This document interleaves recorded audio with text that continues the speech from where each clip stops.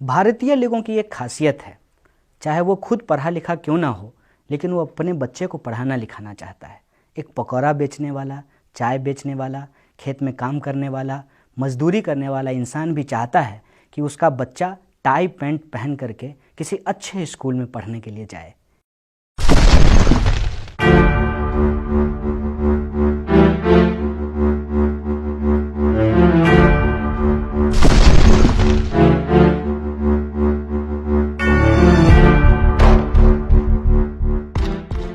दोस्तों, तेरी मेरी सबकी बात में एक बार फिर से आपका स्वागत है और आज हम शिक्षा की बात करेंगे। सवाल यह उठता है कि शिक्षा की बात करने की ज़रूरत क्यों है। एक वाकया मुझे याद आ रहा है। बिहार असेंबली के अंदर जब जमींदारी को ख़त्म करने की और सबको शिक्षा देने की बात की जा रही थी, उस वक्त जब शिक्षा का बिल प्रस्तुत किया गया तो वहाँ के महाराज, दरभंगा महाराज ने कहा कि इस बिल में सबको शिक्षा देने की बात क्यों की गई है। यह जो कानून आप ला रहे हैं, इसमें आप सबको शिक्षा देने की बात को ख़त्म कर दीजिए, क्योंकि यदि सबको शिक्षा दी जाएगी तो बकरी कौन चराएगा, हमारे खेतों में काम कौन करेगा। और यही बात उस जमाने के एकलव्य पर भी लागू होती है कि यदि एकलव्य को भी द्रोणाचार्य के द्वारा धनुर्विद्या सिखाया जाता तो वो अर्जुन से भी बड़ा धनुर्धर बन सकता था। मतलब ये है कि उस जमाने में एकलव्य को धनुर्विद्या सीखने की इजाज़त नहीं थी। अर्जुन को धनुष सीखने का अधिकार था, लेकिन एकलव्य ने अपने तरीके से धनुष चलाना सीख लिया तो द्रोणाचार्य ने दक्षिणा में एकलव्य का अंगूठा मांग लिया। आज भी हमारे देश में जो शिक्षा की हालत है वह उससे बहुत अलग नहीं है। सबसे पहली बात यह है कि आप जब भी किसी स्कूल के बाहर जाएंगे तो अक्सर आपको एक पंक्ति लिखा हुआ मिलता है। उसमें लिखा रहता है, शिक्षार्थ आइए, सेवार्थ जाइए। ऐसा लगता है कि यह स्कूल सबके लिए खुला हुआ है, हर कोई यहाँ आ सकता है, सबको पढ़ाना सरकार की जिम्मेवारी है और पढ़ने के बाद सबको बाहर नौकरी मिलेगी, सबको रोजगार मिलेगा। ऐसा उस लाइन को पढ़ करके महसूस होता है। क्या हकीकत में ऐसा होता है? क्या सचमुच हमारे देश में सबके लिए शिक्षा लेना आसान है? क्या सबके लिए नामांकन प्रक्रिया आसान है? क्या इस देश में तमाम तबके के लोग, चाहे वो अमीर हों या गरीब हों, उनको एक तरह की शिक्षा दी जाएगी? उस ज़माने में जब ये कहा जा रहा है वन नेशन वन टैक्स, तो क्या one nation one education system की बात हो रही है? इन सवालों पे गौर करने की ज़रूरत है। इस देश में 6.5 करोड़ ऐसे बच्चे हैं जिनकी उम्र 6 वर्ष से लेकर के 17 वर्ष के बीच है, जो आज तक किसी स्कूल में नामांकन ले ही नहीं पाए हैं। उनका दाखिला लेने के लिए कोई विद्यालय नहीं बना है। सवाल यह बनता है कि जब पढ़ेगा नहीं इंडिया तो कैसे बढ़ेगा इंडिया?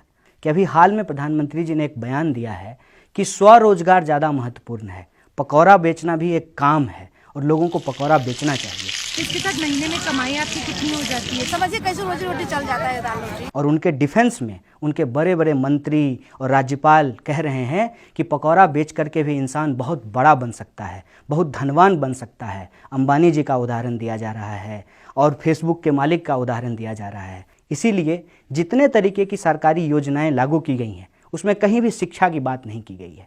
न्यू इंडिया के कॉन्सेप्ट में एजुकेटेड इंडिया की बात नहीं की जा रही है और इसका नतीजा ये है कि भारत के अंदर शिक्षा प्राप्त करना, एडमिशन लेना, स्कूल में अपनी पढ़ाई को पूरा करना और पढ़ करके परीक्षा पास करना, परीक्षा पास करने के बाद अपनी योग्यता के हिसाब से नौकरी प्राप्त करना, ऐसा हो गया है जैसे मंगल ग्रह पर पहुंचना। क्या इस देश में सभी नागरिकों के बच्चों के लिए शिक्षा प्राप्त करना आसान है? बिल्कुल भी नहीं। अगर ऐसा होता तो एडमिशन की प्रक्रिया शुरू होने के बाद स्कूल के बाहर बड़ी बड़ी लाइनें नहीं लगती। और ये लाइन विद्यार्थियों का नहीं, उनके अभिभावकों का है। बच्चों के पिताजी और माताजी का इंटरव्यू लिया जा रहा है और कई बार गरीब के बच्चों का एडमिशन इसलिए नहीं लिया जाता है कि यह आर्गूमेंट दिया जाता है स्कूल प्रशासन के द्वारा कि आपके बच्चे झोपड़पट्टी में रहते हैं, ये यदि हमारे स्कूल में आएंगे तो इनसे यहाँ का माहौल ख़राब हो जाएगा। बच्चे ऐसे शब्द बोलने लगेंगे जिन शब्दों से उनकी पर्सनालिटी पे बुरा असर पड़ेगा। इसीलिए यह जानने के लिए आप किस लोकेलिटी में रहते हैं, आप कितना पैसा कमाते हैं, आपका इंटरव्यू लेना ज़रूरी है। ये अद्भुत बात है। यह अद्भुत बात है कि नाव को पानी में नहीं, रेत में चलाने की कोशिश की जा रही है। यहाँ बच्चों को पढ़ाने और सिखाने की बात नहीं हो रही है। स्कूल चाहता है कि ऐसे बच्चे हों जो पहले से ही सीखे सिखाए हों, और ऐसे सीखे सिखाए बच्चों को पढ़ाने के नाम पे उनको क्या दिया जाता है? उनको दिया ये जाता है कि टीचर की क्वालिटी, स्कूल की क्वालिटी, एजुकेशन की क्वालिटी और सिलेबस में क्या उनको पढ़ाया जाएगा, इस पे विमर्श नहीं होता है। विमर्श ये होता है कि एक्स्ट्रा करिकुलम एक्टिविटी के नाम पे हम आपको हॉर्स राइडिंग सिखाएंगे, आपको स्विमिंग सिखाएंगे और आपको जो है दुनिया का भ्रमण कराएंगे। एजुकेशन का मतलब सिर्फ ये नहीं होता है। एजुकेशन का मतलब ये होता है कि बच्चों के अंदर साइंटिफिक टेम्पर कैसे डेवलप होगा। एक वाक्य मुझे याद आ रहा है कि चंद्रग्रहण आसमान में लगता है और चंद्रग्रहण क्यों होता है ये पढ़ाना स्कूल का काम है, लेकिन आज चंद्रग्रहण क्यों होता है ये पढ़ाना स्कूल का काम नहीं है। उल्टे इस देश के शिक्षा मंत्री के द्वारा यह कहा जा रहा है कि डार्विन का सिद्धांत गलत है और डार्विन ने कहा कि बंदर से आदमी होने की जो बात है वो गलत है।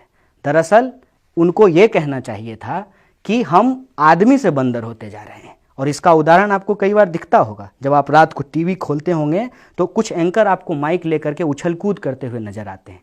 उनकी ये चिंता कभी नहीं होती है कि वो शिक्षा पे बात करें, हालांकि वह भी लाइन में लगते हैं। जब उनको अपने बच्चों के एडमिशन की बारी आती है उनका भी इंटरव्यू लिया जाता है। इस देश के जो बड़े बड़े प्रोफेसर हैं उनको भी इस बात की चिंता होती है कि उनके बच्चों का एडमिशन कैसे होगा, लेकिन फिर भी इस देश में एजुकेशन पे बात नहीं होती है।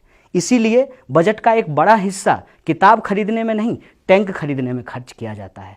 और मैं समझता हूँ कि पड़ोसी से यदि आगे निकलना है तो कार खरीद करके आप आगे नहीं निकल सकते हैं, अपने बच्चों को शिक्षा दे करके आप आगे निकल सकते हैं। लेकिन यह बात इस देश के हुक्मरानों को समझ में नहीं आ रही।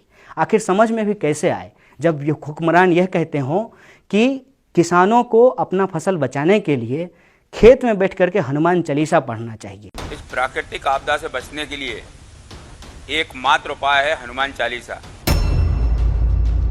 तो उनको यह बात समझ में नहीं आएगी कि फसल को कीट से बचाने के लिए कीटनाशक का इस्तेमाल करने की ज़रूरत है, ना कि हनुमान चालीसा पढ़ने की।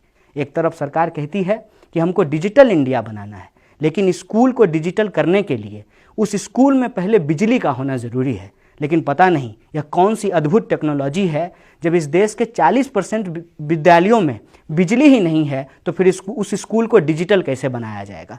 हो सकता है कि गोबर गैस पे चलने वाला किसी कंप्यूटर का आविष्कार इस देश के शासकों ने किया हो, जहां बिजली की ज़रूरत नहीं है और वो गाय के गोबर से वो कंप्यूटर चलता हो। शायद इसलिए ही आज स्कूल में प्रयोगशाला की नहीं गौशाला की बात की जा रही है। साहब, स्कूल को बेहतर बनाने के लिए गौशाला की नहीं प्रयोगशाला की ज़रूरत होती है। स्कूल को बेहतर बनाने के लिए विज्ञापन की नहीं विज्ञान की ज़रूरत होती है। स्कूल को बेहतर बनाने के लिए स्कूल में फंड देना पड़ता है ताकि उस स्कूल के इंफ्रास्ट्रक्चर को बेहतर किया जा सके। स्थिति यह है कि लगातार शिक्षा का बजट कम किया जा रहा है और इसका एक नतीजा यह दिखाई देता है कि दो तरह के स्कूल आपको दिखेंगे। एक तरफ जहां प्रति विद्यार्थी प्रति माह 10,000 रुपया खर्च किया जा रहा है, दूसरी तरफ वो स्कूल हैं जहां प्रति माह प्रति विद्यार्थी 1100 रुपया खर्च किया जा रहा है। यह जो अंतर है शिक्षा का, इस अंतर में सबका साथ सबका विकास का लक्ष्य हमको पूरा होता हुआ दिखाई नहीं देता है। अगर इस लक्ष्य को हम पूरा करना चाहते हैं तो विद्यार्थियों के प्राइमरी स्कूल से लेकर के हायर एजुकेशन तक की स्थिति का सही मूल्यांकन करने की ज़रूरत है कि एक बड़ी आबादी ऐसी है बच्चों की जो कभी स्कूल पहुंच ही नहीं पाए। जो स्कूल में बच्चे पढ़ने के लिए जाते हैं उनके पास वो बुनियादी सुविधाएं नहीं हैं। उनके पास बिजली नहीं है, बैठने को बेंच नहीं है, अच्छे शिक्षक नहीं हैं, अच्छा सिलेबस नहीं है। स्कूल को जैसे तैसे लोग पास करते हैं। ड्रॉप आउट की स्थिति ये है कि जितने बच्चे नामांकन लिए जाते हैं उसकी एक बड़ी आबादी अपनी एजुकेशन को कंटिन्यू नहीं कर पाता है। जो लोग हाई स्कूल से हायर एजुकेशन में जाते हैं उनकी संख्या बेहद कम है और हायर एजुकेशन की हालत यह है कि तमाम तरीके के जो रिसर्च प्रोजेक्ट हैं उस रिसर्च प्रोजेक्ट को बंद कर दिया गया है। अभी कुछ दिन पहले यूजीसी के अंतर्गत यह प्रावधान लाने की कोशिश की गई कि इस देश के शोधार्थियों को जो फेलोशिप दिया जा रहा है उस फेलोशिप को बंद कर दिया जाएगा। कितनी अजीब बात है। एक तरफ स्कूल बंद हो रहे हैं, विभिन्न राज्य की सरकारों ने यह फैसला लिया है कि हजारों प्राथमिक स्कूल को बंद कर दिया जाएगा। दूसरी तरफ इस देश के अंदर जो हायर एजुकेशन के स्टूडेंट हैं उनको जो फेलोशिप दिया जा रहा है उस फेलोशिप को बंद करने की बात की जा रही है। तीसरी तरफ उनके लिए जो बुनियादी सुविधा होनी चाहिए उसका अभाव है और प्रधानमंत्री कह रहे हैं कि इन तमाम घटनाओं के बीच आप मुस्कुराइए, यह तो आप ही कर सकते हैं। एक तरफ आप विद्यार्थी का फेलोशिप छीन लें, एजुकेशन के बजट को कम कर दें और विद्यार्थियों से कहें कि आप मुस्कुराइए और योगा कीजिए। कह रहे हैं कि आप एग्ज़ाम वॉरियर हैं।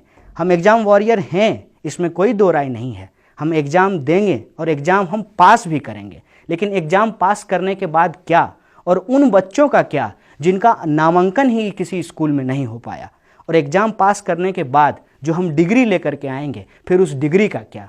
जब आप कह रहे हैं कि पकौड़ा बेचना एक रोज़गार है, तो फिर MBA करने का क्या फ़ायदा है, तो फिर इंजीनियरिंग करने का क्या फ़ायदा है, साइंटिस्ट बनने का क्या फ़ायदा है, सोशल साइंटिस्ट बनने का क्या फ़ायदा है। यह एक बड़ा सवाल खड़ा करता है। मुझे लगता है कि वह बात जो कही जाती है कि पढ़ोगे लिखोगे बनोगे नवाब, उसको बदल देने की ज़रूरत है। और आज उसको यह कहना चाहिए कि पढ़ोगे लिखोगे बनोगे खराब, तलोगे पकौड़ा बनोगे नवाब। यह संदेशा इस देश की सरकार और इस देश के मंत्रियों के द्वारा हम नौजवानों को दिया जा रहा है।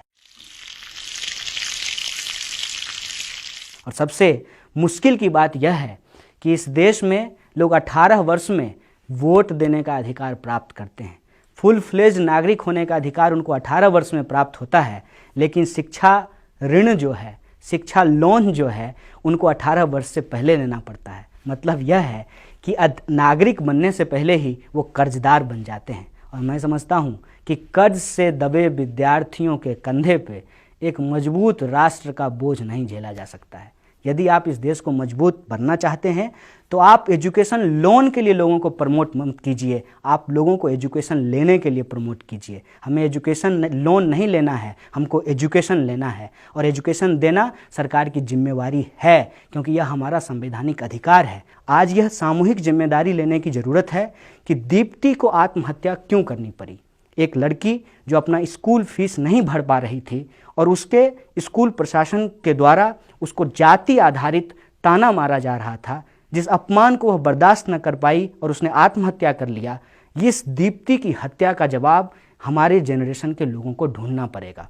और इस सवाल को कि एजुकेशन हमारा बुनियादी अधिकार है, एजुकेशन सरकार के द्वारा मिलने वाला कोई भीख नहीं है, और यदि हम सरकार को वोट देते हैं तो अपने नागरिकों को एजुकेशन देना यह सरकार की जिम्मेवारी है। इस बात को हम लोगों को मजबूती से उठाना पड़ेगा।